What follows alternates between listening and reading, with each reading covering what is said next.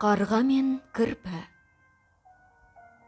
Сүлеймен деген патша кірпі мен қарғаға былай деп бұйрық береді. Сен қарға жер жүзін аралап бір жақсы сайрайтын құс тап. Құсты бас жағыма отырғыз.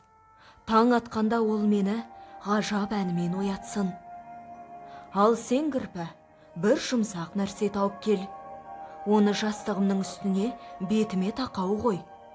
Құстың үнімен оянған кезімде бетім сол жұмсақ нәрсеге тисін. Қарға дамыл таппай, дүние жүзін аралап, көп құстың сайрағанын естиді. Бірақ бұған бірде-бір құстың үні ұнамайды. Оған бұл да, басқа құстар да жақсы сайрай алмайтын болып көрінеді. Дауыс әдемі құс таба алмай, қарға сорлы қатты қайғырады. Енді маған өлім келді ғой деп, таң мезгілінде шаршап, шалдығып, ұясына оралады. Анасын көрген балапандары қуанып қарқылдай бастайды. Олардың қарқылдағаны қарғаға сондай әдемі, сондай нәзік естіледі. Қарға қуанып, балапандарын Сүлейменге келіп, бас жағынан ұя салып, соған отырғызады.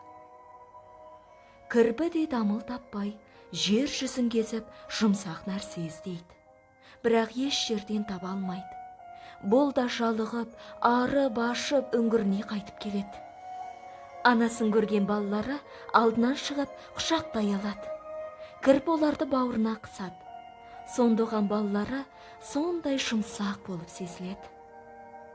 Кірпі дереу оларды Сүлейменнің жастығының үстіне жатқызады.